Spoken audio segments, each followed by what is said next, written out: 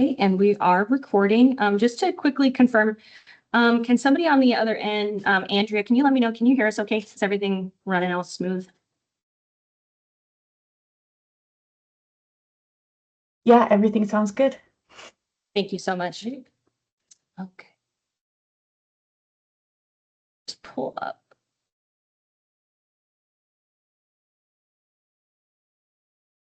All right. Good. And we are ready to go. Ready? Okay, very good. Well, I will call this meeting to order. For guests in the room, please use a sign-in sheet if you'd like to make a public comment during our public comment section. I will now ask our board administrator to take roll call. Thank you. Bill Gropp. Here. Jim Knight. Here. Sarah Lucas. Here. Steve Nagy. Here. Brian Prank. Present. Jeff Pritchard. Present. And Catherine Stevens. Present. And that concludes our roll call. All right, thank you.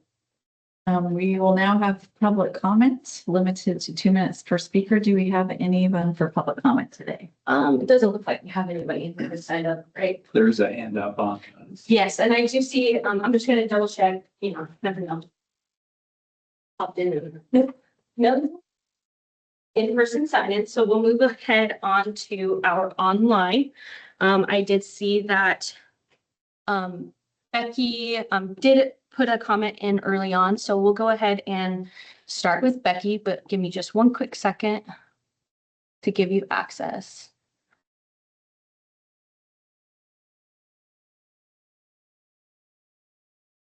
Okay, Becky, you should have access to your mic. Just give us your name and any affiliation, please. Hi, good morning. Becky Breckenridge, Oregon Pilots Association. On May 30th, this last Saturday, I was elected to the position of OPA president. And while I still will be maintaining the Director of Legislative Affairs seat, as new president, I'm here to continue reminding us that our mission is still to partner with aviation organizations in the state with the primary goal of keeping Oregon flying by providing legislative advocacy, safety education, community outreach, and social engagement. OPA wants to be in partnership with state agencies, elected officials, and aviation stakeholders to advocate for infrastructure investment, funding, and land use decisions that sustain aviation's economic and community value. I believe this is accomplished through building relationships and communication toward the end goal of keeping Oregon airports sustainable and accessible. I appreciate the relationship OPA has had with ODAB and look forward to its continuation. Thank you very much for your time. Thank you. Awesome. Thank you. All right. Okay, and then our next person that has their hand raised is Robin. Let me allow your mic, Robin. Okay, Robin, you should have access to your mic now. Please state your name and any affiliation, please.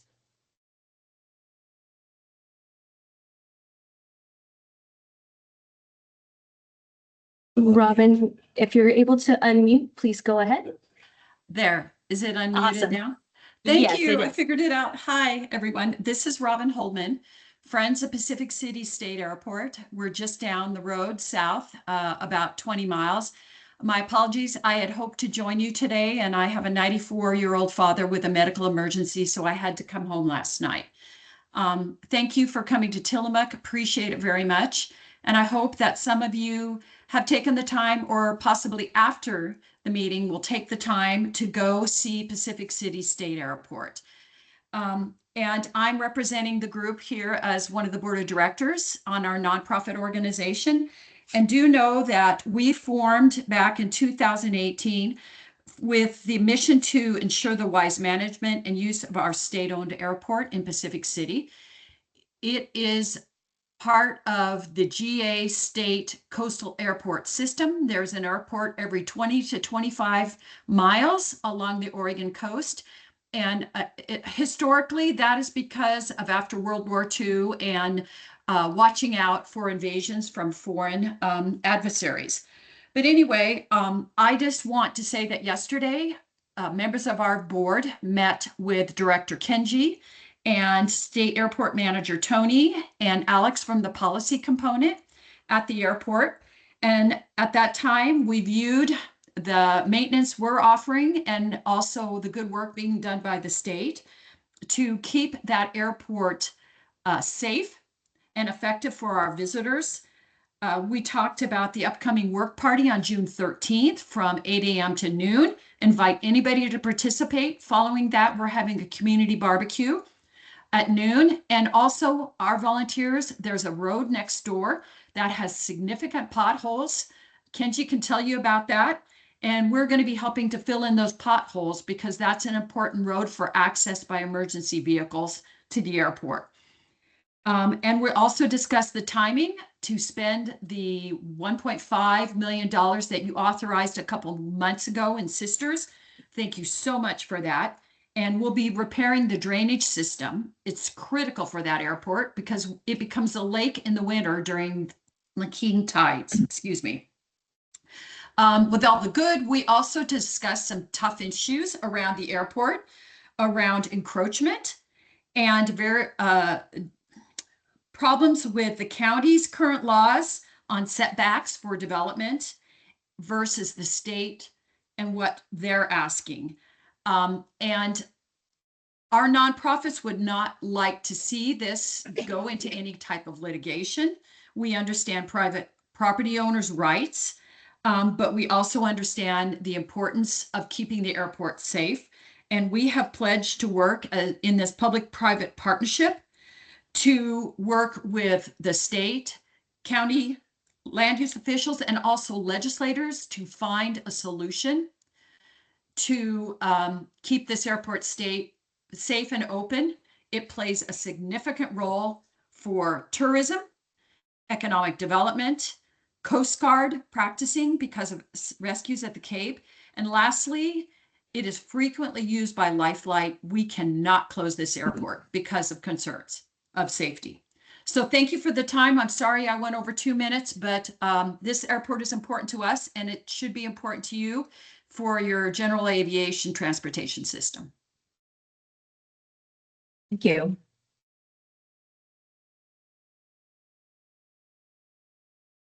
Okay. And then for anybody else online who would like to make a public comment, please use the raise hand function or type your name in the chat. After our comment section, we will close the chat. In the meantime, I would like to acknowledge that we have received written public comment from Gary Veach. These comments were forwarded onto the State Aviation Board. So I'll double check here. Oh, mouse. Last call for public comment, raising hands or typing in the chat. Seeing none, that would conclude our public comment section. Okay, and then that brings us up to our welcome to Tillamook Municipal Airport with Michelle.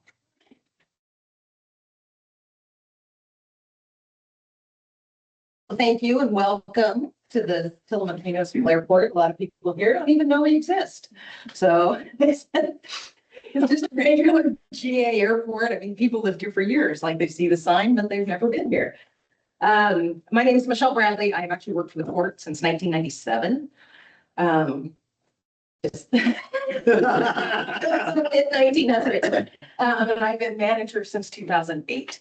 So I've weathered a lot of stuff here throughout. Port has a railroad, has the airport, 1,600 acres out here. The airport is about 600 acres of that, all left over from the U.S. Navy. So this is formal naval air site, air base. As you can see, the hangar. I can chat at length about that later with the damage from the December storm.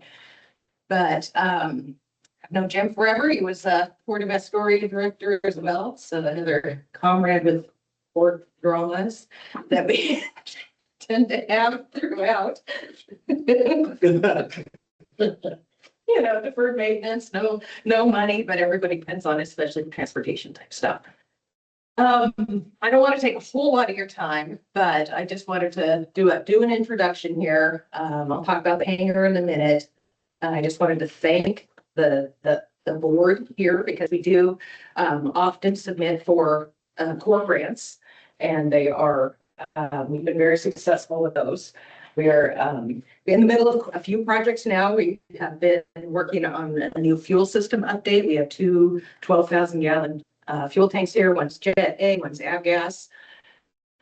We've done some recent paving on the different areas here. We have 3 blip circles, is what we call them. Here's Aerostar. So Near Space is on site here. And they were near space for decades before they were bought by Aerostar a couple of years ago. So they do UAS type stuff. They actually lease the entirety of the inner apron for their UAS activities. So we're going to head over there after lunch and get a tour. Not too many people have actually been in that facility. I know you have. So there's been, we're happy to have them out here. And for my board, the board has a $13 million budget this next year, which includes all the different departments. One of the things through our strategic business plan that the board has done is specifically try to grow our airport business park, which actually was developed after we lost the railroad in a FEMA disaster back in December of 2007.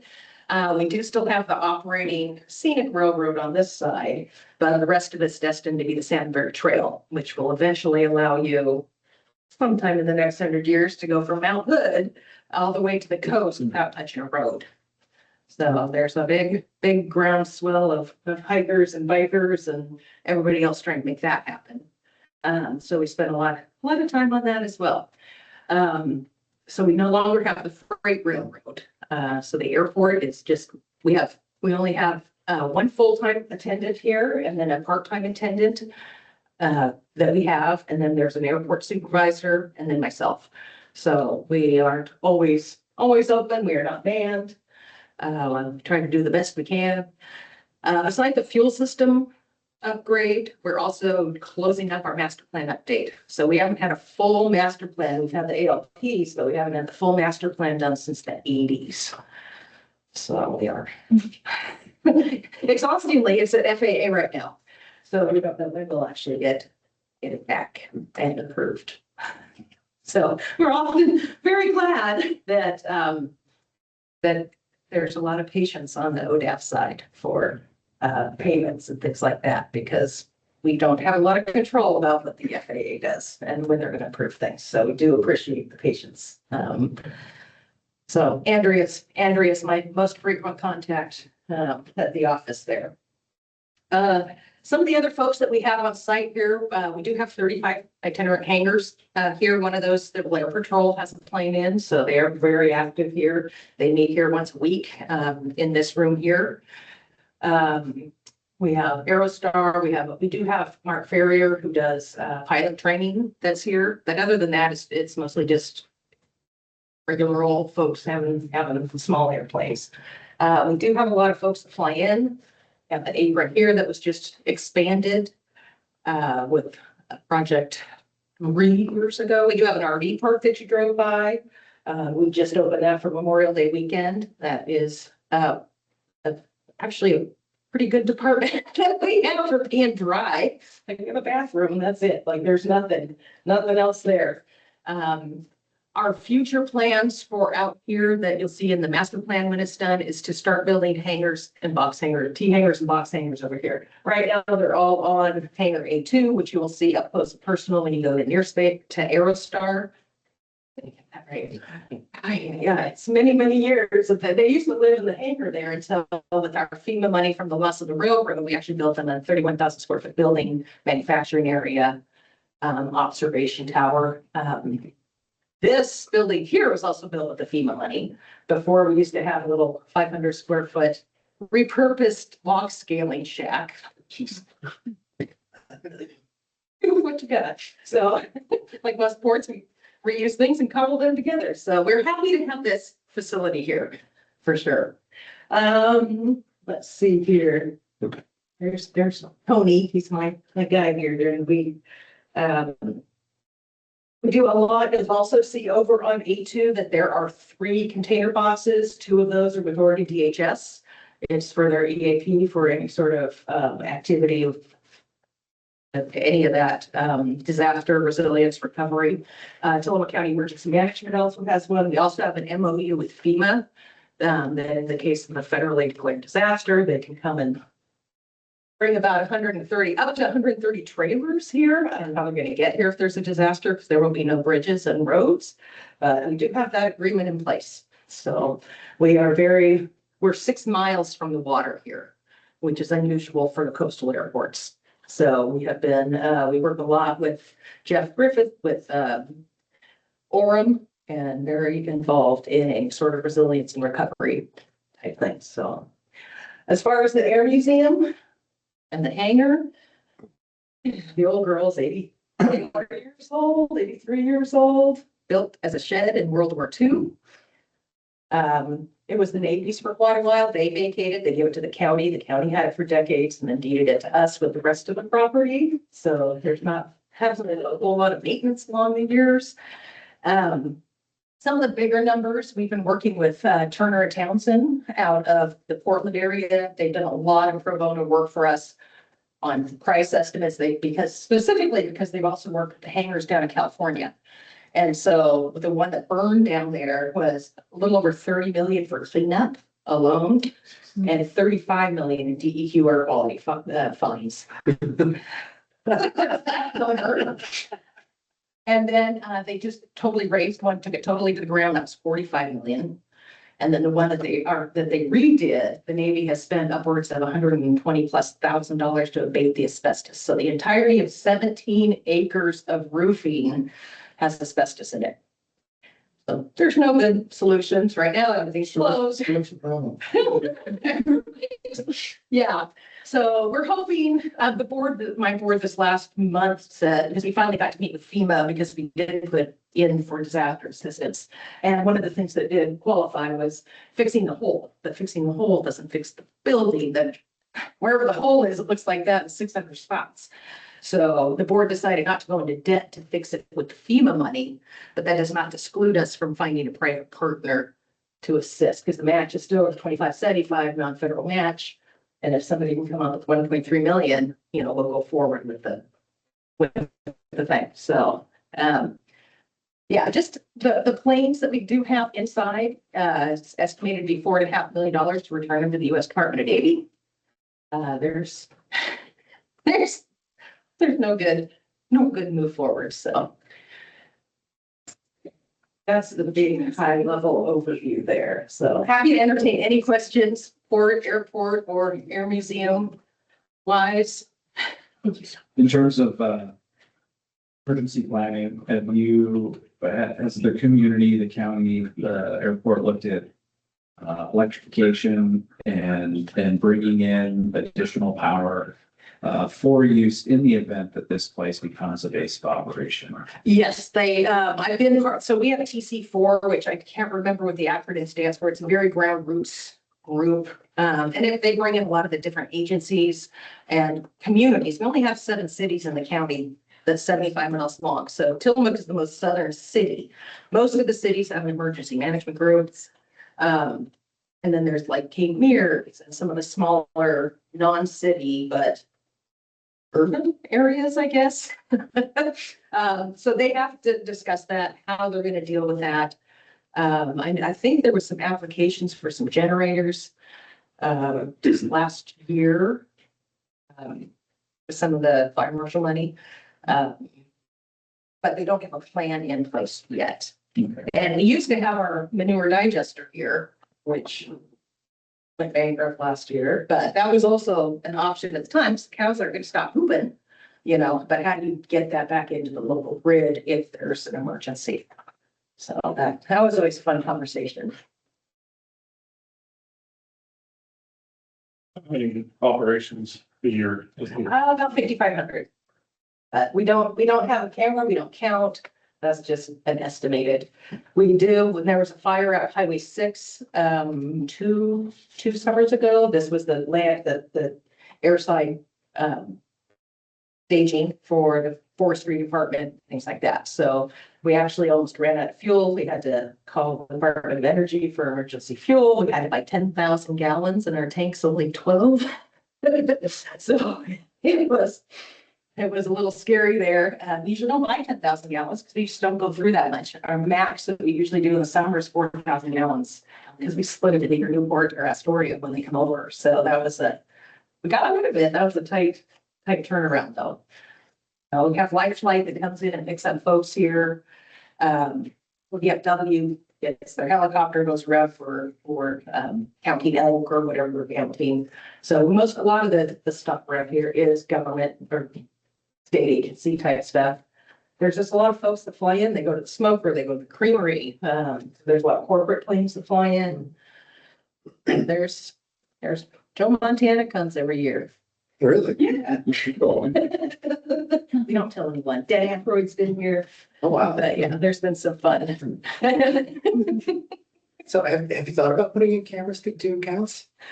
We have, but it just hasn't risen to the top of the system. We're fighting for our life for everything that used to take us, the nippiest money, and 150,000 doesn't go. It takes us 4 years to be able to start a project. So that has not been on our priority, although it would be nice. I want to tell you folks that Michelle is probably one of the hardest working executive directors that I know in the port world. And we know that in our agency, how important that grants are. And Michelle, from my experience, ever since we began with the grants, was always at the top of the list because she does an amazing, thorough job on the preparation of those grants. Michelle, I think it would be off the top of your head, put you on the spot. Right. But just a really quick rundown of the last 5 years or so of the grants that you were able to obtain.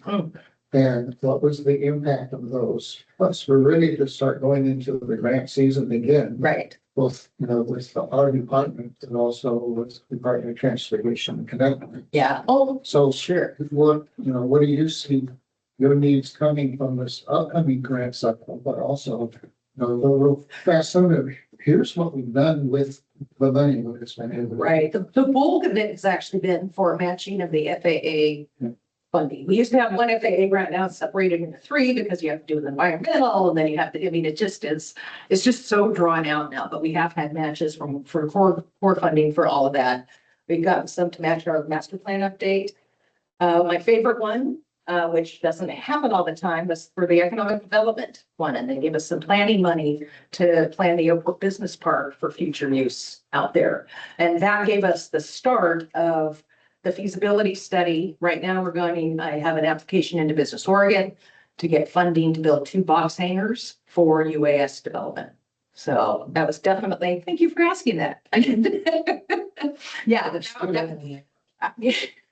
Yeah, I wish that there would be more site prep money because that just doesn't come much with the FAA anymore. But if we could actually get the utilities out here, I've had people interested in building box hangars, but we don't have the capacity as the port to do the water and the sewer and everything else that's needed out here in the paving. Unless it's going to be one bigger project to do all the utilities, and then folks can help do their own. It is kind of an odd way when we got the airport here and the FAA has the airport zone. It's all straight lines. It doesn't follow any topography.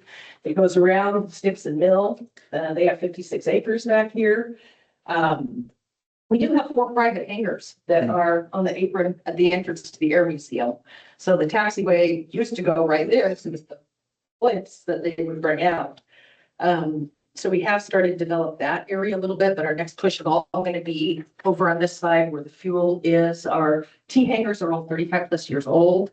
So they are on their last legs. We have a waiting list of about 8 folks for T hangars and probably 6 for box hangars right now. We just don't have the capacity to do that. And that just helps with the sustainability and all of that for airport. I'm just thinking of when I'm filling out the grant, does this help the state? You have to answer all those questions, and it's not like we're going to lose a job for that. So some of those questions on the application just don't feel very, it's just the way that the way that it's written, but I was actually on the committee that reviewed it back when Matt Moyer was here, getting the application set up and really trying to go through as if I'd never filled any sort of application out before. So that's, I've been on the review committees before for Northwest Act, New Bail. I got sucked into that. Oh, yeah.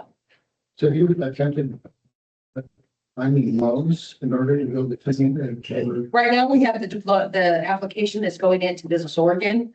That will probably be for about 1.2, 1.5 million. Yeah, and we already have a tenant that will fill. Are you operational? It sounds like you're not collecting landing fees. We do not collect landing fees. The only thing we collect for, which sometimes questionable, is tie down fees. And if they buy fuel, they don't get charged. Other than that, it's just fuel and rent that we have there. And we do have some private parking of regular vehicles out here, and that's about it. Very bare bones.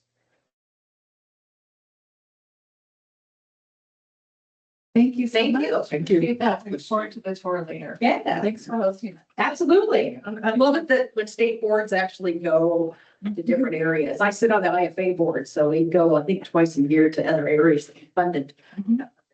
It's a nice break. We will move on to the director's update with Angie. Yeah, So sorry, can you? yeah. Do you want me to do this now? Yeah, just so that anybody that's actually here for that. Oh, okay. So yeah, the finance manager update, we are not having that today. Kristen was not able to be with us, and so isn't anything urgent, so we will catch up with that at the next board meeting. My turn. Okay, so I don't have a presentation today, so I'm gonna be fairly light, but I just want to give you a couple updates on what's going on, from my side at least. Remember, I've been talking about the Beyond program for a very, very, very long time, and I've been giving updates. Well, it's finally starting to make some movement. So I had a conversation with some folks at the FAA, and they told me the next step is it just needs to get approved by Chris Rochelle, who's number 2 at the agency. So that's just waiting on that. As soon as we hear back, hopefully I'll have some good news for you. And it was interesting because I had a conversation with this individual at the FAA, and they said, hey, this might be a way to get quasi test site authority, which would open up a variety of opportunities. For example, creating that corridor between Tillamook all the way to Pendleton. So just think about those ideas as well. And that was mentioned, and I was very excited because there is talk about trying to get some additional authorities that could be ministered by the state to enable a lot more operations. I know Kevin and everybody is very excited about that. I'm sure he'll talk about some of that. Oh, yeah, he will. He'll be there. No, and it's been great because I was able to leverage some of our relationships to have Kevin Tucker from Aerostar talk with the FAA because they were dealing with an issue where they couldn't fly beyond the 12 nautical mile limit offshore because of ICAO and all those issues. So I made the introduction to some folks at the FAA, and they're actually working through that process right now. Hopefully those operations will be enabled in the not too distant future. So that's that. The other interesting thing that we've been working on, of course, is the funding work group, right? Coming up with ideas to help fund the agency or bring financial stability. And it was great. We had some legislators as well as private industry, as well as board members, as well as other folks in attendance to the last one. And for that one, we just started spitballing ideas on how to fund the agency. We also framed the issue, what sort of issues that we're facing. And some of the ideas that we came up with included, for example, what we've been talking about, aviation fuel tax increase. Other ones include landing fees. Other ones include, for example, a temporary redirection of core grant funding on a temporary basis. So that was brought up. And there was a number of other ideas as well. So the next steps are to resend everything that we discussed out to the work group and start discussing it a little bit more, and then have another meeting at the end of the month. And then from there, come up with a series of recommendations, send them over to the governor's office and see what they say. So that's where it is in the process at the moment. And then Alex and I went out to Exponential, that was in Detroit, which is the major UAS sort of conference that happens every year. And we supported Business Oregon, especially on the business development side. And Alex will give a little bit more detail in terms of the number of companies and that we visited with, and he'll share more about the South Korean delegation as well, which is actually really, really exciting. And then we are also working on a counter UAS strategy for the state. The first meeting will hopefully happen at the end of the month. And then we had a UAS strategic plan meeting as well. Brian, thanks for hosting us. Which is headed by the Morgan State University.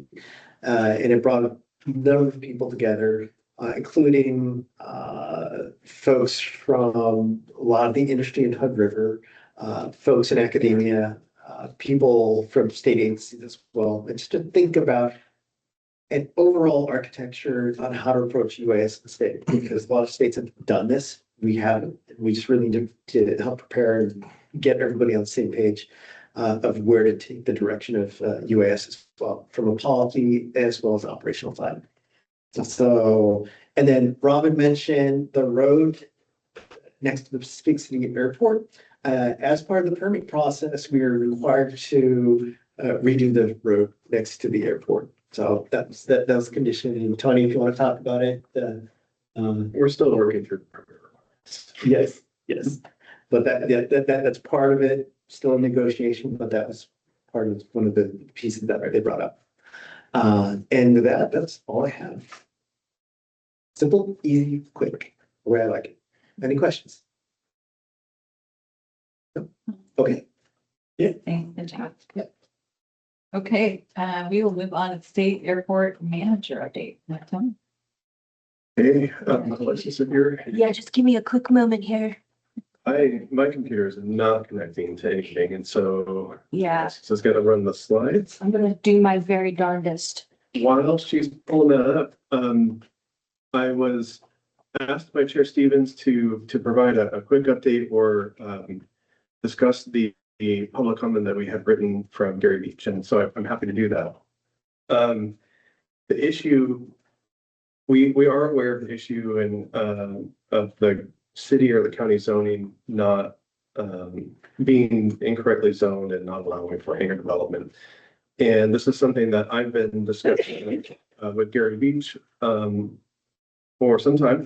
He's very patient, and then he reminds me that the issue is persisting, and so we have engaged with the city and county for off and on for the at least the 6 years that I've been here with the department, and unfortunately more often on, but it's been challenging getting any kind of movement with them on the issue, and so I'm happy to reach out with them again and try to get movement. And we, we're aware that at least 1 or 2 people would like to construct a hangar on the airport, so we want to make that happen. We've written letters stating that we would happily lease land for hangar construction on the airport that people have submitted with their applications to develop on the airport, and that has not worked. So we are aware, and we're happy to work through that issue if we can finally get some traction going with the city. I'm not aware of anyone being fined or having any kind of repercussions for using the airport, but the hangar development is definitely something that we're wanting to move forward with. Any questions on that? So that seems like an issue that the FAA would want to be involved in if we're blocking use of the public use airport. It's a non-Libby's airport, and people are still, we have tie downs, we have parking areas, we have a porta potty, and people do frequently use the airport with no issue, just not being able to construct a hangar. We have at least 1 or 2 people who would like to construct hangars. Being non-obvious, the FAA is probably not going to be helping you. Unfortunately, no.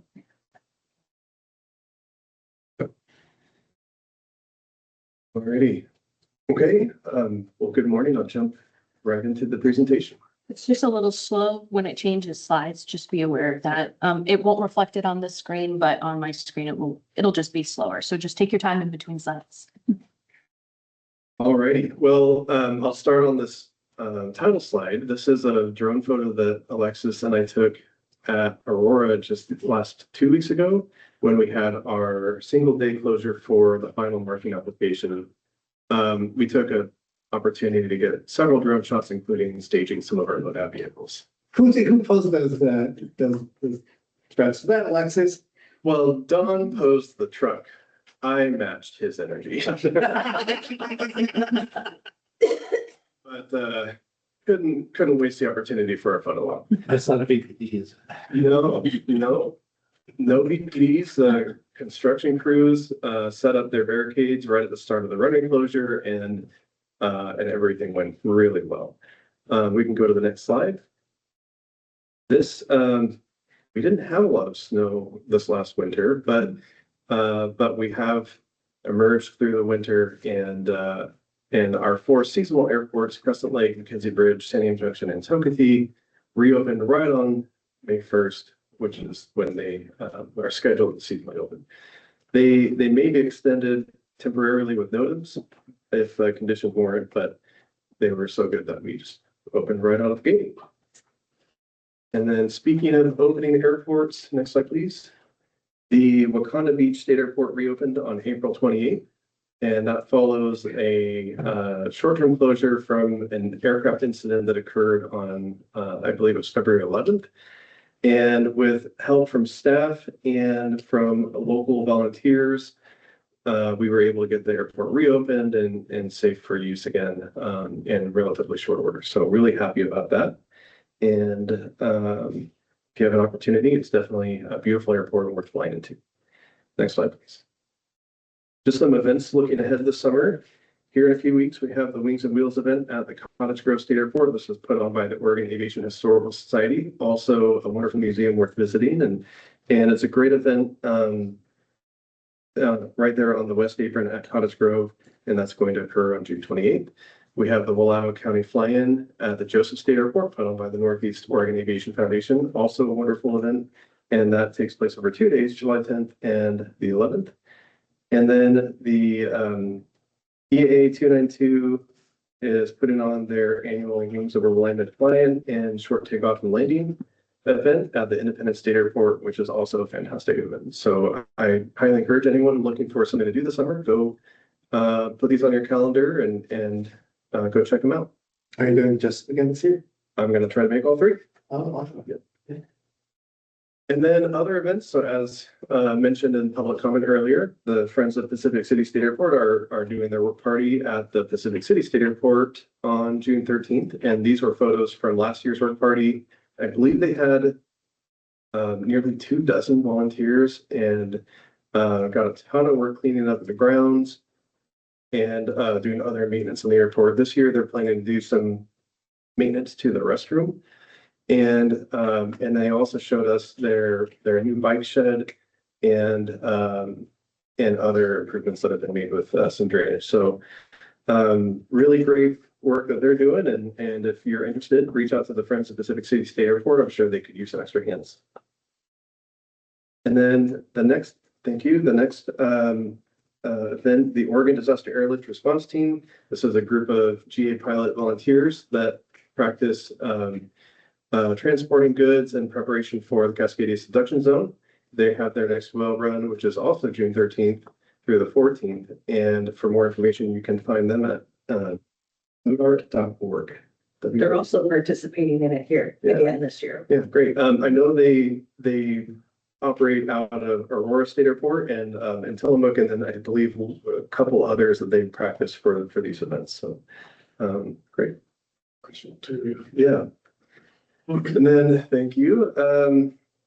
Just some updates on airport maintenance. Our staff have completed yesterday.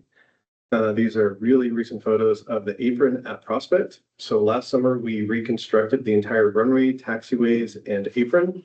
And just yesterday, our staff went out and installed all of the tie-down anchors and apron markings, which were not included in the project. for funding, but we were able to get in there, do that ourselves, saved us a lot of money. And now it is 100% completed and it really turned out great. Staff did a fantastic job. And Tony, that's a critical wildfire fighting base as well. Right. So, and because of the savings, we were able to do additional work on it. Right. Yeah, exactly. Next slide, please. How much did you save, you think? In the project, so we were going back on last year's numbers. I think we anticipated being $100,000 to $200,000 under budget. Cool. Yeah, and then the time acres, we saw this when we did the apron at Toledo as well. The contractor had really high prices for just doing the title acres, so we ended up doing those as well in-house, and we saved about $50,000. That's different. Yeah. Alrighty, so airport maintenance, we are full swing into mowing season. So on the bottom left, that is a photo at the Independence State Airport. And then in the next photo is at, oh boy, I'm gonna, That Cascade. no, I believe, I'm sorry. Isn't that Cascade? That is Cascade Blocks. I had all these and then second guessing myself. And then the next photo is Oak Ridge State Airport, and then of course the Aurora State Airport. We did have the drone flying for that photo. We took advantage of the runway closure for the markings project to get all the mowing in the runway safety area done. So two birds, one stone. And then on the left here, this is, oh yeah, next slide, please. Oh, sorry. Um, Did I do? I got it. Yep. Sorry. Okay. So we got ahead of mowing this year because conditions were so dry. We really got a great head start. And you can see on the photo on the left there, that is just outside the Aurora State Airport. And conditions can get so hairy, and just between two maintenance specialists and one airport operations specialist to go around and mow all the airports, all 28 state airports around Oregon. It's a huge lift, and staff have got a really great start this spring. We did have an incident that has taken one of our tractors out of service for the rest of the year. And so we are going to be kind of behind on mowing going forward, but I think we got a bulk of the work done, and so it shouldn't be too much of an impact, but it may take longer than usual. The photo on the right is at the Nehalem Base Airport, just Yeah. And taking out of service means it's gone. So Yeah. we'll need to, It is one that we were going to replace with our SOAR funds, so we hope to be back in full swing here by next spring. Next slide, okay. And then projects, so just a couple more photos of the before and after of the markings at Aurora, and between the fresh white markings, all the glass beads, I'm pretty sure you could see it from space. It's bright, so but it really turned out well. They made really quick work of that project, got it reopened ahead of schedule, and we're really pleased to wrap that project up. And then on the right, this was just 2 days ago at the Independence State Airport. Also finishing up last year's slate of projects. We just couldn't squeeze the final markings in last year due to weather. So that's putting the bow on 25 projects. any feedback from the airport users? Just nothing negative, just that they appreciate the fresh markings and the maintenance that we're doing on the air. So yeah, that looks great. And then going ahead to this year's slate of projects, we've already started on Oak Ridge. So here's a fresh photo from just 2 or 3 days ago. And they got in, started on June 1st and have started the grading work. And then we're going to be grinding the runway, repaving the runway taxiway, and the full apron. We had just weeks before starting this project, we had really good bids on this project and other projects for the entire surface seal slate of projects we have. So we had such a good opportunity to do additional work with the bids we received. We actually worked through a grant amendment with Connect Oregon to include a second taxiway and repave the entire apron, which was not in the original scope of work, all without any additional funds. And so really appreciate Connect Oregon. working through that grant agreement or the grant amendment and including that additional work. And not only are we doing it with no additional funds, we're actually saving $300,000 in SOAR over our original estimate. So just leveraging, the best use of all the money available and getting as much work done as we can. And this way we don't have to come back and repeat that apron here in another few years. And the completion of this is targeted for 7 weeks before July. So substantial completion, I'm sorry, before August. And then final completion with any, final remaining markings or other items like reflectors or some supplemental windsocks, solar lighted. If those aren't installed on time, then final completion is end of October. And Tony, quick thing for you, it's not only $300,000 in savings in SOAR, but it also saved more money from the budget as well for connectivity, right? Yeah, it's still gonna underrun the original project, estimated total project cost by $100,000 to $200,000. Yeah. Right. So we saved it for, connectivity too. Right, right. So question, so this is hopefully going to be open towards the heart of fire season. Right, that was the goal, yeah. When this airport is used by firefighting aircraft, does the state they rent it out? Do we receive funds? Yeah, we do. Good. There's, we have had a daily rate of around $500 for the use of the airport.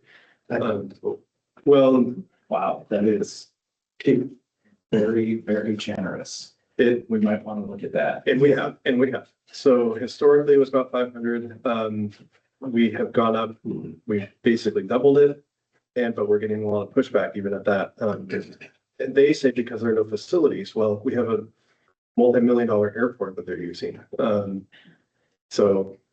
The negotiations are kind of tough each year, but. We can talk offline, but I'm privy to several of the land use agreements that occur when the incident management teams go in for where fire camps are set up in farm fields and how much people are paying. There's also some conversation. We will chat later. Yes, thank you, Jeff. And the best part though, this airport was deeded to the state some 60, 70 years ago from, I believe it's from a timber company, and it was built for either private or just timber use. It was not built for withstanding Type 1 large helicopters, fuel trucks, all the support equipment. And what we were seeing was the airport, the runway was being torn apart. We were having chunks break off because it just was not built for that type of use. And so we had it closed beyond the fire use for us to go and do repairs, but these are small patch repairs. It's not sufficient. So now we're gonna have a brand new, stronger runway with, just like we did at Prospect, with including 4 concrete hard stands that will, support heavier aircraft and staging, parking, and not damage the asphalt. So it will be more suited for this type of use going forward. Catherine, thank you so much. Well, it's so important for our region to have this airport available for firefighting, and pro tip, make sure you're on them all the time about putting their drip pants down. Well, we've been having them park in the grass, but it was the trucks that were also destroying the runway. And yes, we are gonna have for the contract, we'll have the runway open by the end of July, which is typically when we start seeing the fire activity. What's the runway like? 3,000, close to 3,600. I'll have to get the actual number. They use it a lot for helicopters. Yeah. More for There's been this huge push, especially when the lightning fires happen in that region. They'll utilize Boat Ridge as the hub for all the fires. So if you have 10 fires, all of their aircraft will operate out there. Long enough for the bigger tankers? No, especially not at its elevation. Yeah, and I don't even know if I have a photo of a single engine air tanker in there. It's pretty much just helicopters. Yeah. So with the additional capacity and these other things, that means that it can stay open for fixed wing traffic more often instead of shutting down and parking. It is still going to close during the firefighting activity, but we will be able to reopen as soon as they're out because we don't have repairs and other things. Okay, Keeping them. so when they're based there, it will still shut it down to general information. Yeah. And then Steve does have his hand raised online. Yeah, thanks. Tony, you had mentioned the weight bearing capacity increasing. Do you know what it will be? Because it's not just the helicopters, it's also the trucks and maintenance trucks and fuel trucks that'll be supporting them that are always the most damaging. Exactly. I don't have the number off the top of my head. I'll get that for you.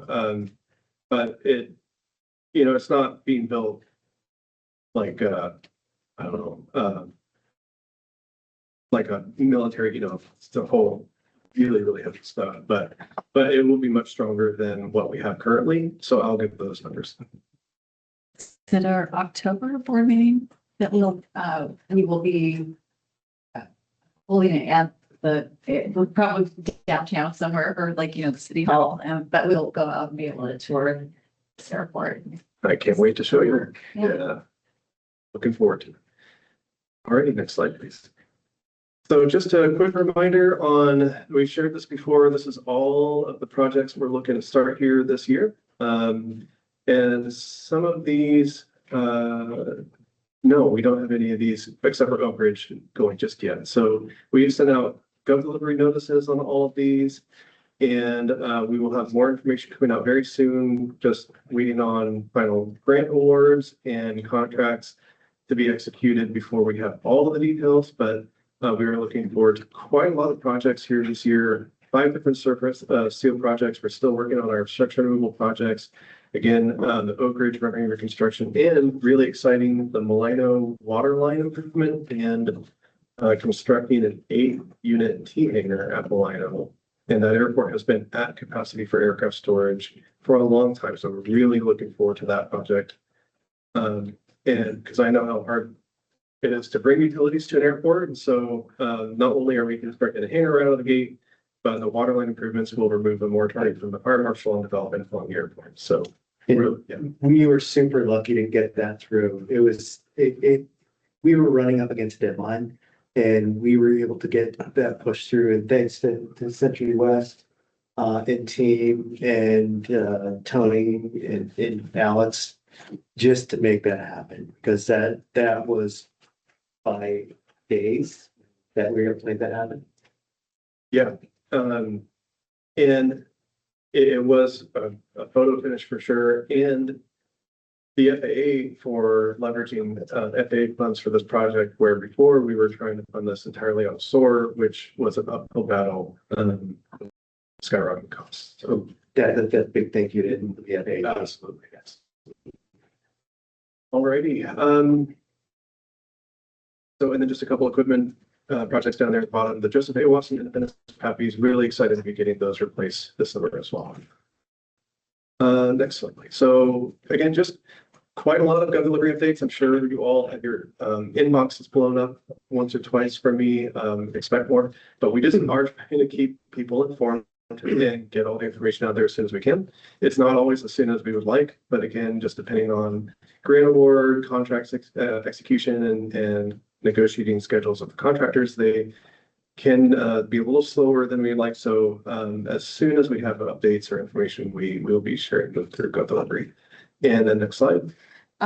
Give it just 1 second. It's a bit slow. I'll linger on this slide. It just changed. So we'll linger on the slide for just a quick second. Well, while we're on this slide, so we try to provide a bunch of info just about the what the project is, what the impacts are to airport users and tenants. Where are the open areas? What is still available for use? What's the schedule? What's the time frame? And as with all of these, like we saw last week with this week with our surface seal projects with the markings, as soon as we're able to reopen our airports and get the crews off there, we did. And at Independence, we were anticipating a switch over, reopening the runway at 2 p.m. And then the project was scheduled till 6 p.m. And we ended up getting the entire project completed by 2 p.m. and the airport, the runway reopened before noon. So we always prioritize these and try to minimize the impacts to all our users and tenants. And that project went really well. How's it doing? Okay, great. So in order to receive these updates, right on our homepage, oregon.gov/aviation, you can find this blue button, subscribe to ODAP emails, and then click that and select, really important part is select the state airport contact group that you're interested in. And feel free to select all of them. And then next slide, if you can. And you can always manage or unsubscribe or manage your subscription preferences at any time.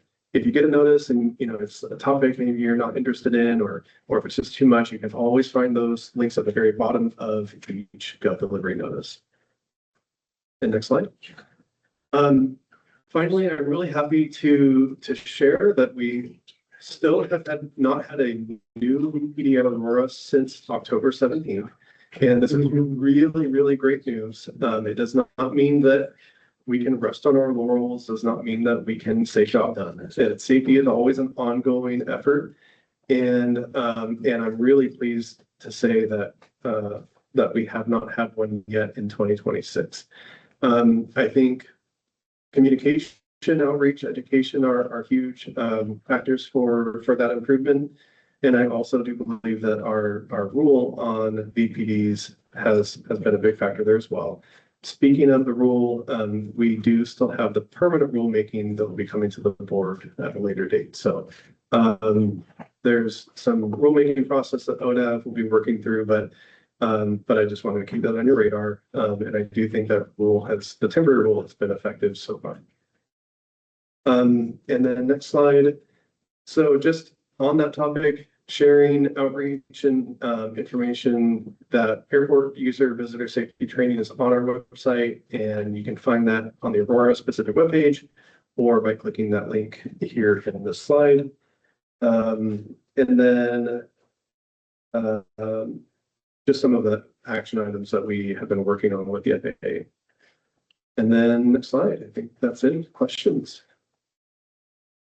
I just want to augment and always acknowledge the good work also at Aurora by a couple of the private property owner companies that are also really helping us in getting the VPD down. Of course, yeah, thank you. I just want to commend the incredible work that you guys are doing. That's a lot from our last board meeting in terms of an update with all the airports and the grants and the projects. So keep up the amazing work. Yeah, I was just noting that we've heard public comment on several of these needs over the years, and to see them all getting caught up and addressed, it's really nice. We're doing our best. Can I add something to that? I just want to add that any and all of this information can be sent out through Gov deliveries that he's suggested as well. But our monthly newsletter also contains all of that information all in one place. You can also sign up for the newsletter the same way that you sign up for each individual airports. But that way, even if you aren't a part of the airport group, you can still keep up on what's happening construction-wise throughout the state. This information is also currently on our front page on our website. It has all of those Gov deliveries listed out, and you can click on each one for each airport. Don't forget our social media pages. Oh, yes, that as well. Okay, thank you so much, Tony, for that update. We will move on to the policy planning and programs update with Alex. Good morning. So this is that coming through. Yep, you'll just have to go slowly. Hold on. Sorry. I lost my mouse. So it looks like that. Yeah, good morning, everybody. And this presentation will be similar to some of the ones that I provided previously. We'll have some updated numbers, and we'll have some updates on a couple of just more recent special projects that we've been working on. As usual, please just call out a question as you have it. Alexis, please keep an eye on. If anybody online raises their hand, I don't have that on my screen right at the moment. So we was actually just showed the entire system of Oregon airports are 95, 96. Public use airports, all blue ones there have state owned. So again, every corner of the state. Tony talked about a lot of these during his presentation, and you can just imagine how much time it takes to get out to some of these airports and back, not only for the staff at ODAV, but also our engineering, consultant partners that we work with at Century West and Precision Approach and others. Nearly all of the program areas within kind of the planning team, so to speak, to work on our FAA projects. We have our pavement evaluation program, or PEP, pavement maintenance program, PMP, our aviation system action program, which of course includes CORE and SOAR, AMUAS policy, economic development, procurement and contracting in-house, integrated rules, legislative policy, land use and airspace, system planning, education, and resiliency. The last two are two that Kenji and I try our best to do what we can to support aviation education and resiliency. It's not something we currently have really any funding for, unfortunately, but we do what we can to support it. Seen this slide before, so our projects for 2025. And on the left there, you'll see all of the NIBIUS airports, and a couple of them on the line on there has two projects that are ongoing. Several of these in this list are near closing or within the closing process. We have 3 airports that are non-NIBIUS. So Tony talked previously about both Oak Ridge and Prospect. Cape Blanco is very much near completion. We had a warranty issue with the PATI system that was installed there. That's being worked through as we speak. Pavement programs, 22 airports, PMP work, we're reaching funds 2 and 4. And then of course, Cycle 9 core grant. Projects that are being administered. 2026. So again, some of these are similar to what Tony went over. You have about 10 AIP or IJA airport projects. Again, a couple of them have multiple ongoing projects, and then we have again one non-NIBIUS at Oak Ridge.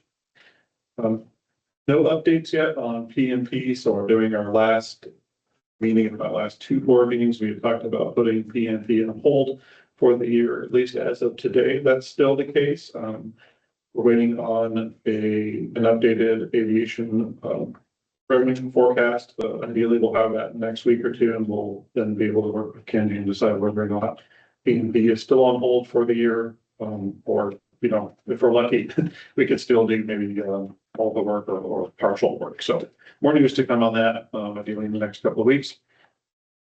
For some going core, Cycle 10, grant administration, and then the big news, and I'll get into this a little bit more in the further slide is the update to our Oregon Aviation Plan, specifically Chapter 8, which is the economic impact of aviation throughout the entire state of Oregon.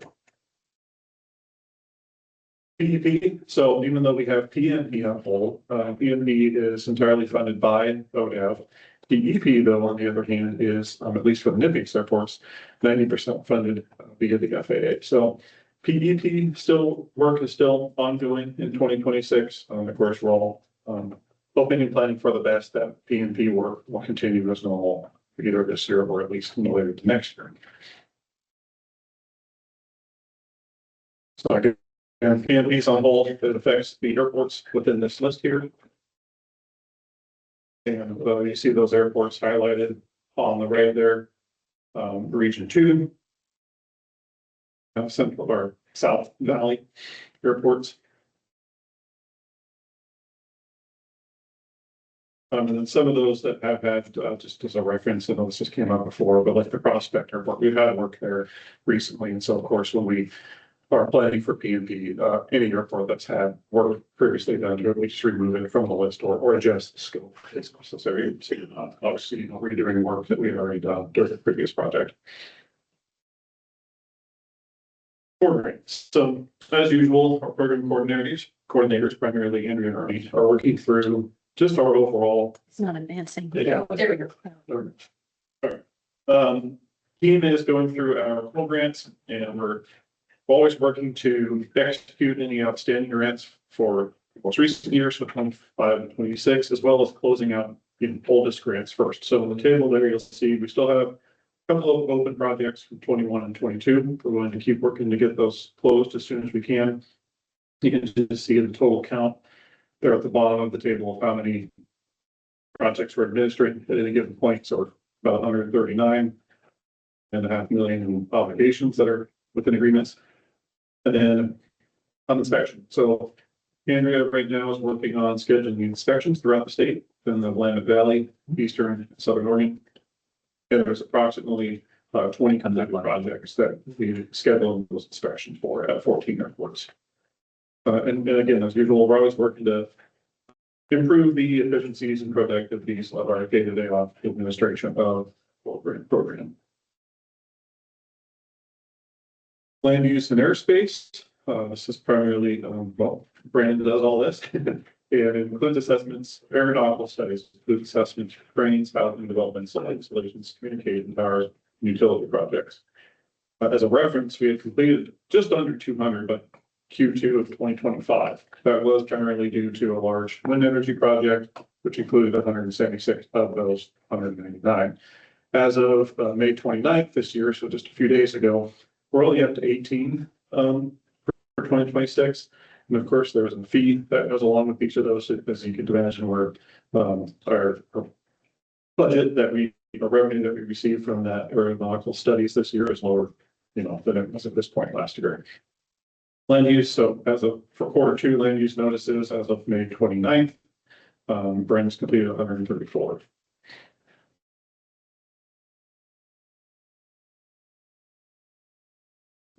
All right. So Oregon Aviation Plan Chapter 8 update. This is the economic impact of Oregon airports. The last plan, or I should say the current plan, was adopted back in 2016. Just because of the overall cost of redoing the entire Oregon Aviation Plan, it's gotten very expensive. We were taking a more modular approach and updating it a chapter at a time, with the intent that some of the smaller chapters we could likely update those in-house with the great team that we have. Other big projects like this one that spans the entire state. We recently had a advertisement or finishing up the internal review of that process now, and everybody should expect to see some news on the awarded party within the next week on who was selected for performing this chapter 8 update. We'll go through every bullet point, just the titles, but what the intent of this update is reflecting the current conditions of aviation throughout the state, incorporating emerging technologies such as UAS drones, AM, et cetera. Electrification of aircraft, another one there. Highlight regional equity, support strategic planning and funding, forecast of future growth in aviation, and communicating the public value of aviation throughout the entire state.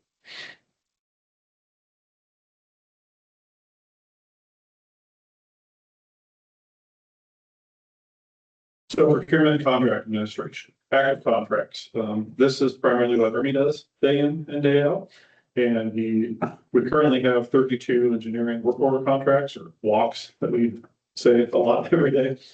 14 public improvement construction contracts.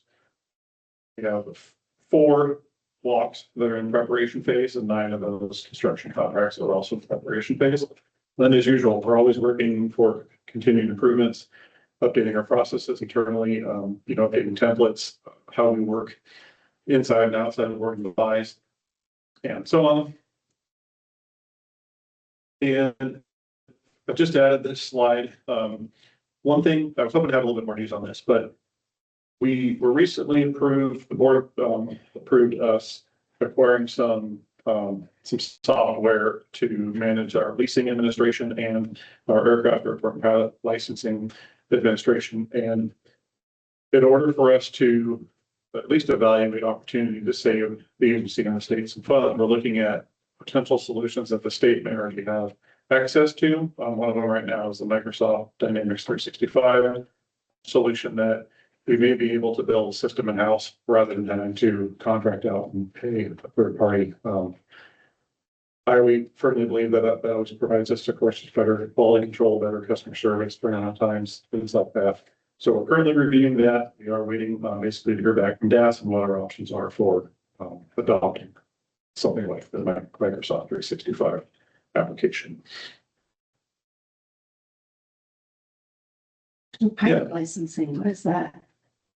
The agency has done pilot licensing for years. No, you're right. Sorry, I just Okay. like quickly threw together that slide. Sarah, you told me right on the slide. Throwing stuff out there. Yeah, just think of it. Did you remember we talked about it? And so, yeah, yeah, okay, thank you. I do have a question along those lines. I've been receiving several questions from folks in the public safety industry. Why are we having to pay a licensing fee for UAS?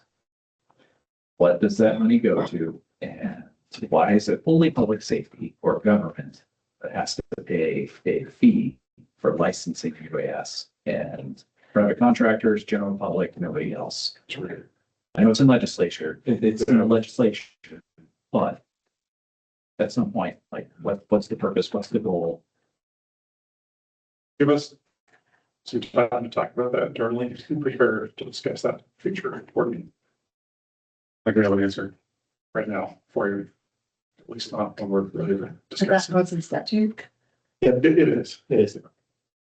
I think originally the idea is to create a system for reporting, right? Because you're supposed to submit annual reports in terms of your operations.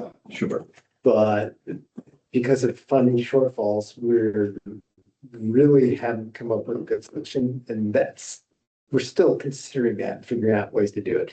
So I think to create that system, if we collect some of the money and not have to use it for just bare operations, right, to survive, we'll get to that point where we can do a system, because that one is a public policy position that the legislature has taken in terms of making sure that public operations are available to the general public. So if they have questions about it, I think that's the eventual goal, is to have that transparency available, so folks can understand what's flying around them. Sure. Yeah. Hopefully, as we get to the next legislative session, there can be a little bit more clarity requested of the legislature, because it doesn't, I hear what you're saying. Yeah. But that doesn't fly, because you're basically asking governments to pay other governments money for what? And if the goal is to acquire funds to help pay for a system that's going to give you good data, then everybody should be paying into that, not just the government entities that are already part of the funds. Yeah. And I know it's not an ODEV thing, but it's something maybe we could work as a strategy, as we're constantly looking to improve what we're hoping to accomplish with Oregon Department of Aviation. Yeah. Peter? All right, to named Oregon, which is of course managed, administered by ODOT. And I believe we're confirmed visit June, July 9th, Alexis for the next board meeting. So of course we'll go into this much more then, but ODAB staff has recently reviewed the 15 aviation projects, part of Connect Oregon. Then we will prepare kind of a summary of what our review ended up at in the ranking, and then of course the board on that July 9th meeting will perform a review process. And once those are ranked, we'll submit that to Connect Oregon, and we'll talk about some next steps for that. Are those 15 projects just state-owned airport projects? No state airports. No state. Well, there's one at Aurora, but it's a vehicle access road, but it's on private property. It's not sponsored by the department. That's the only state one that is affecting state-owned airport. And maybe just a note here, the Connect Oregon program, my numbers may be a little bit off, but I believe originally had a little over 70 million in dollars that were allocated to the program due to ODOT. The ODOT recently reduced that amount by, I believe, just a little over 40 million. So the total ask now is limited to just over 30. And so you can imagine the 15 are just the aviation projects. It doesn't include rail or marine. And so, well, you've already received an email from Andrea. We'll send another one in preparation for that July 9th meeting, because that's not that far out. But just something to keep in mind. It's lower budget than maybe what's been And available. as I recall, the rail took a huge chunk out of the last one. Aviation, the last round actually did pretty well, but I think rail was the one before. Yeah, agree. Right. It does, aviation did pretty well the last cycle, but, so we'll have some more information that we can discuss when we. I did, and it was like, well, that 15,000, because I never did remember what the number was. Yeah.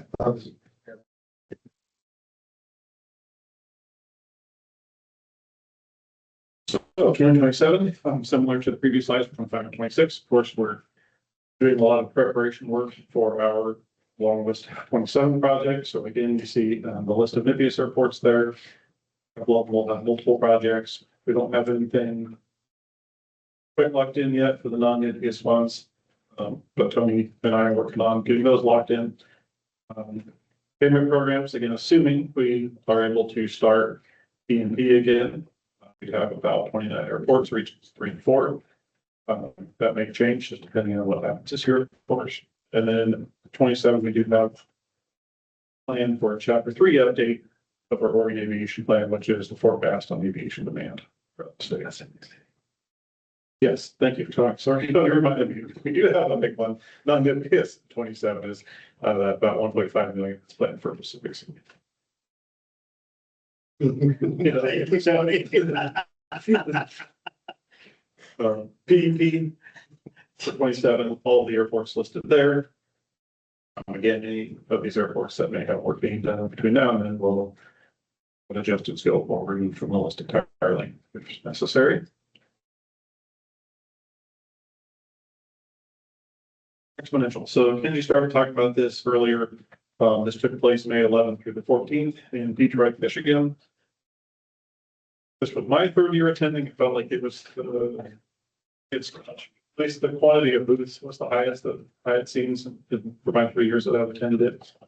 ODAB and Business Oregon do partner on this. While the majority of the booth is paid for by Business Oregon, we do help cover some of the costs as much as we can. It's not a whole lot each year, but we do like to participate and help that where we can. So Kenji and I attended. That was a little over 70 companies, primarily focusing on South Korea, Taiwan, Germany, and a few others. And again, as I've talked about before, the preference for focusing on some of these international markets is, our intention would be to help bring these companies to Oregon, whether they're going to establish manufacturing, assembly, or providing a service. It's a little easier to work with international companies than it would be, a company that's already well established within the US that's been in the state for years or decades. So we have a little bit more opportunity there. Economic development. So it's getting very close. I can't believe we're almost into July already. So the week of July 26th through the 30th, ODAP and Business Oregon are collaborating with the 2 entities you see there. So I'll just go with their acronyms, but it's Kiosk and Molet, which are part of the South Korean federal government, and then Kyoto Modi as well, which are also part of the South Korean federal government. OTRA has presence throughout the United States. They have a Silicon Valley office down in San Francisco, an office in Dallas, and 3 or 4 more throughout the country. We are getting very, very close to the schedule being all locked in. We've had quite a few, reiterations, updates, et cetera. I think the last time we talked about this, we did have an extra day that was scheduled to be spent in Corvallis and Eugene, primarily focusing on visiting the 2 universities there. We were asked by our Korean friends to take a day off and try to limit the amount of road time as much as we can. So we did take those 2 stops off the list. So now we have the stops that you see there. Day 1's just basically a travel day, arriving from ADX, and then we'll spend the next day primarily at Scapoosh at OMIC. There'll be an exhibition allowing these companies B2B opportunities and meeting with some potential customers and so on. And then we'll spend the day in Portland. Second, we're day 3 there, but the second day of market, Pendleton, Hermiston, Hood River, overnighting in Hood River. And the last day, Tillamook and we're in Pendleton, and then they depart on day 5, which is Thursday, I believe. And more to come on this. We're getting very close to putting together. We have about a 10 or 11 page outline that basically goes over, why this event is important and what we should do to help ensure its success. And we'll be putting that pressing that into a 1 to 2 pager that can then be more really, sent out via outreach, and you'll start seeing some outreach from Business Oregon, ODAV, Oregon UAS Accelerator, OMEG, and some other entities that are all part of this in preparation for this event at the end of July. And then just to add to that, we're also in creation of a media strategy. So pull in mass media to get excited about it as well. And then one other note, we've been finding a lot of private sponsors who are helping pick up the tab on a lot of this. So that's been super, super helpful. Yeah, I think when we get a little closer, and a lot of thank yous that we'll be providing to those that have been helping us throughout just the planning phase of this, and the hosts. You mentioned the sponsors for a lot of this. We really appreciate all of their time and effort and just willingness to support this financially. The majority of this is being funded via the South Korean government, and there's very little cost to the state. ODAM and Business Oregon are only going to split the costs of domestic transportation and potentially a little bit of some of the food for the final networking event there in Portland. But yeah, more to come on that. And one company has already decided to set up shop in Portland, right? Yes. Yeah. So from Joseph out of the Oregon UAS Accelerator in Pendleton, and then Sharon Kim at Business Oregon, and then between the 3 of us meeting with one of the companies based out of South Korea. Per Schooner, they provide a voice-controlled operating system for users in the defense sector that can basically just talk into a device more or less right in front of them, similar to a phone. And they're building a software where it's just total voice control of their drone. So they don't have to, try to manually control multiple drones. They just say what they need the drones to do, and it does that. And they're testing that right now with the Oregon Military Department. And yes, to your point, they've already started the first steps to establish themselves and set up an office within the Portland metro area. And then we have several more that we're in discussions with that are interested too, but I don't want to say too much yet. Curious, how many people is this coming with those delegations? So for that, originally the application period in Korea was going to end on May 27th, I believe it was. They did extend that through June 7th, so that's the end of this week.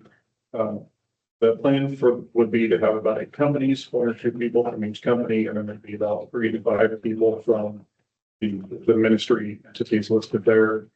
And then first you'd have, people from Business Oregon. So part of the delegation itself, we're about 25 to 30, but then each individual, stop will have more people, like say regional economic development entities or individuals that work at Business Oregon. And then of course we'll have a lot of people that we're inviting to participate, like in the networking events as well. I'm partially curious when we're looking at charter and aircraft. Hit that many road miles, and so I assume this is going to be the charter bus that you're Yes. taking. Okay, so it's somewhat comfortable. Yeah. That looks like a lot of driving, considering I just came from LeGrand yesterday, looking at that. I hope you have some really good snacks on this. I think part of it too is the jet lag. You'll be able to use the bus rides. Yeah, there's a lot of road time. And we didn't want to remove the other stops we originally had included on this too. I mean, we did our best to explain the thing as a big state. It's always, I feel a little crazy to think that the entire country of South Korea its land mass is smaller than the state of Oregon. It is, I don't remember how many people, I'm probably off. It's, I think 50, 60 million people in a space smaller than Oregon. And it's, with other public transportation and just how we get around here is very different. There's no way around us having a lot of road time if we want to visit places that we really should not. And there is something about driving through the gorge, right? It is just like people's jaws just drop. It's Southern State, so there's that. It never gets old for me. I love it. Yeah. Well, and the end of July, I mean, maybe a little hot, but we'll have nice long days and, fingers crossed, it's clear weather, clear skies too, and we're excited for it. Kenji went over this earlier, so I won't spend a whole lot of time on this. Aviation work group is one to just keep an eye on here. We go around it. As Kenji mentioned, we're doing our internal review and compiling all of some potential solutions or ideas, that we can take to the governor's office to see where our next steps are. So more to come on the legislative side. That's it.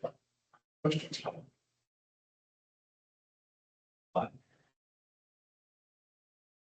Your questions online? I didn't see any raised hands. Oh, actually, just kidding. Steve. Okay. Thanks for the update, Alex. Do you have a update on next working group meeting date? We do not have a date locked in yet, but we're planning for the end of June. And it would be a hybrid option again. Okay, thank you. For that report, Alex. So we're gonna, I think, just keep rolling along and then we can complete our meeting and see where we're at as far as lunch or tour. So the next up on the agenda is board updates. It's a time for the board members to share news, events, or related information.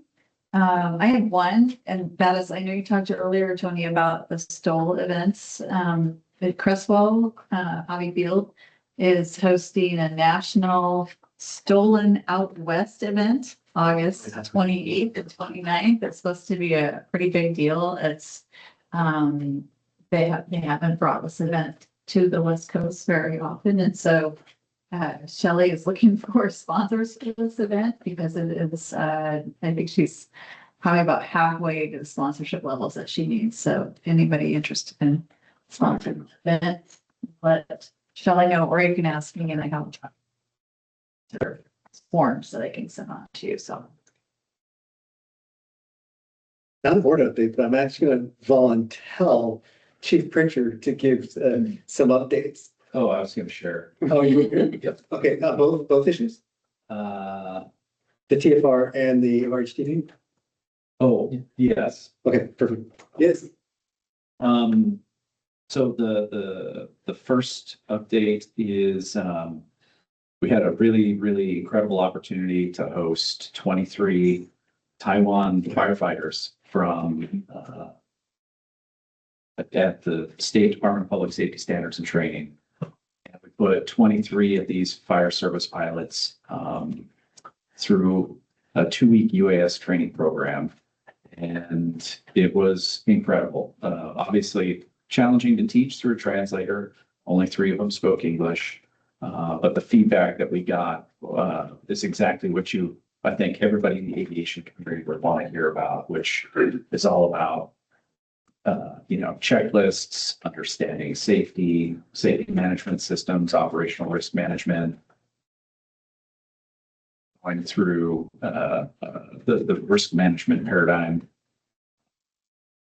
I want to say special thanks to Director Sugihara for making his presence at the training with the Taiwan Fire Service folks. The chief that was here was very thankful. We also had visits from Oregon Department of Forestry. ODHS was there with Orem, and then who was it? Representative Evans ended up coming by DPSST. So we're hoping at some point in the future for some assistance from ODAV to work with DPSST to put on some statewide UAS training for all of public safety. Be a great venue for that. Next update, working with Director Sugihara on this World Cup thing that's happening around the country. It's actually affecting Oregon. The country of Jordan is using Portland State University as a training site. And as such, with everything that's happening around the country, the Federal Aviation Administration has put up TFRs for drones over the training site and where they're staying. Thankfully, through several conversations, I think with Director Shigahara, the FAA, myself with the FAA, they made a change to the NOTAM process, and public safety is now exempt from having to get a specialty waiver to fly anywhere within these TFRs as long as we are flying on a real mission. So it has to be a fire, search and rescue, law enforcement, or national security type event in order for us to not have to get extra permission. But Director Shigahara put out a press release, and there's a bunch of information that's available for UAS users in the Portland area, because there are two TFRs that are out. Not quite a press release. Well, That's gonna happen next. I sent it out to all the public news folks, but also the RTP grant. yes. I don't want to count our eggs before, I don't want to count our chickens before the eggs hatch, but we did put in for a sizable grant request to the state that has a bunch of funding available for rural EMS delivery. And working with Oregon Department of Aviation and another contractor that has done a project similar in the state of Pennsylvania, we applied for funds to do two things. One, prove that UAS can be used for rural EMS healthcare through the delivery of AEDs, stop the bleed kits, and Narcan for overdoses. There's another component of this that we can't really talk about just yet, but we're hoping to integrate these drones as a first responder with another rural initiative called Mobile Integrated Health, where Mobile Integrated Health is where we have paramedics that go out into the community. They reduce the overall call load on the 911 system, hospitals, and the ER visits. But if we are awarded the grant, our project scope is going to include Columbia County, Wasco County, and Lane County. And then the second component of this is workforce development. So training some of the first responders how to operate UAS in an emergency situation, utilizing these drone as a first responder aircraft. And that includes when we talk about Lane County, Oak Ridge. So it's part of that thing that we've envisioned for the long time and we've been talking about. So this is an avenue to get to there. So Scavengers Fire is the grant applicant, but we are going to be working closely with ODAV and another Large pharmacy company. yes. Yes. That's all I have. So when the Taiwanese go back, how are they gonna apply that training? Is it gonna be kind of like where it can pop up out of the city and they can go get eyes on? Or are they gonna have active firefighting on any of these, like tethered systems what are they gonna do it? So great question. What we were doing, this is part of a 3-phase program. Phase 1, we went to Taiwan last fall. We toured their whole country. We evaluated all of their UAS operations for their fire service, their national fire service, because they have one fire service that covers the whole entire country. We produced a report. Phase 2 was we were training them how to be instructors. So it was really an instructor train the trainer. We involved the National Institute of Standards and Technology. We had instructors from Boston Fire, Texas, California, Oregon Department of Forestry, and we will go back phase 3 to Taiwan to shadow them when they teach their first class, so that we can keep an eye on quality control of those instructors. And they had zero framework, no national standard for training, certification, pilot standards. safety was pretty much non-existent. They didn't use checklists. They didn't do risk assessments. So yes, they will be taking everything that we gave them and implementing it into a national program.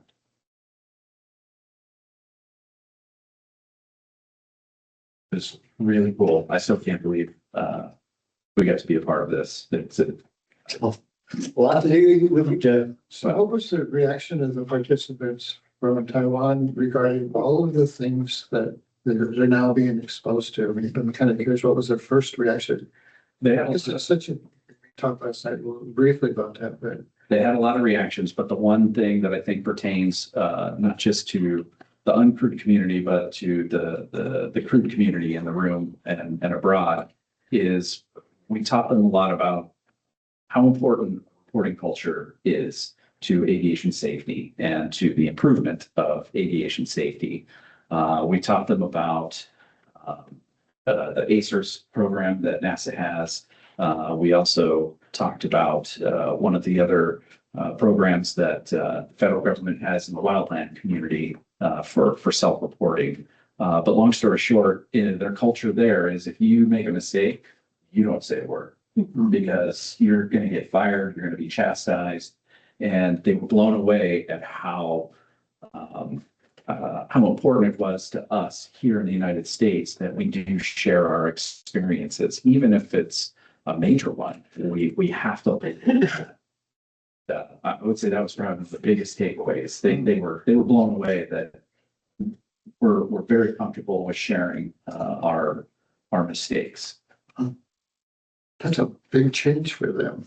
Well, hopefully they'll get to implement it, you know, but it was incredible. We had like the head of the search and rescue crew for all of Taiwan, several chiefs, captains, lieutenants, people from the National Fire Agency itself, who are at the program level. It was an incredible honor, and between ODAV and the Oregon Department of Public Safety Standards and Training and Oregon Department of Forestry, our state, I think, did a really, really good job of giving another country some great information to help benefit their program. Back on the FIFA topic, do you know of any other training camps in Oregon?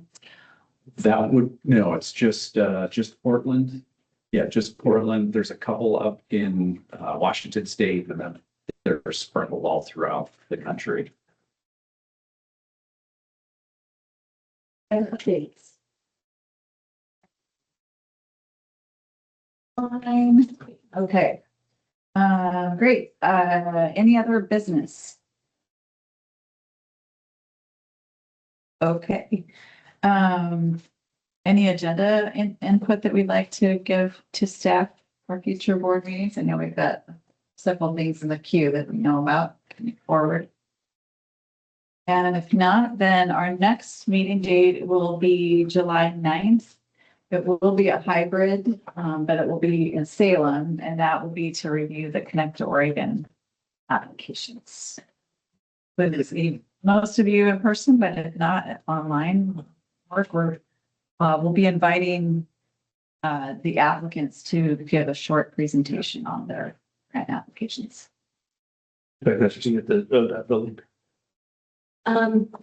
Based on the number of people that will be attending in person, we'll either do it at ODAV or at ODOT. It seems like it was about, within the last month, we were asked to provide some input about topics that we should be looking at. We're going to review those topics at some point, or I feel like I'm in that little bit of a shell. I don't know what others are thinking, but providing this one item, but where are we with that process? Sure, I know, and all of those inputs have been sent on to staff, and I think you're integrating those into future presentations, right? Yeah, with that, definitely. We've been addressing that stuff. So, yeah, Jim, we can, I don't call them all off the top of my head, but we've been forwarding them on to staff. things to look for future It agendas. would be interesting, at least from an educational perspective, is what are those topics that others think that we should be interested in? I just wasn't looking for the details, but just what are the questions that we're asking? Yeah. So you're the keeper of those, so. I should be. Yeah. I should be the keeper of all of that. But yes, so with all that information, I usually try and pass it around.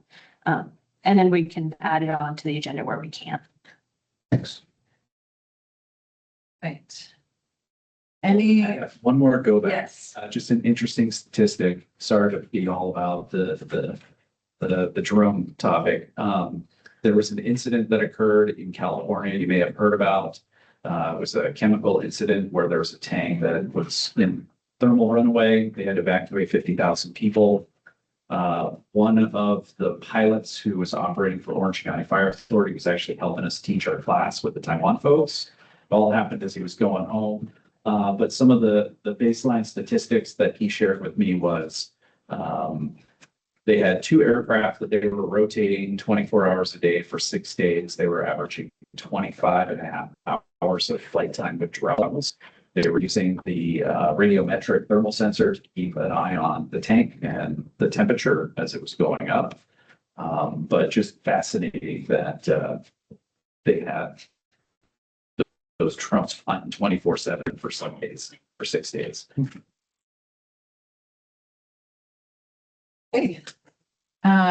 If there is nothing else, then I think we will close this meeting during the lunch and then we'll enjoy the tour of the Tillamook Airport. Lunch is on the table in the kitchen there. Everybody has a name on it. And I think there's 2 extras.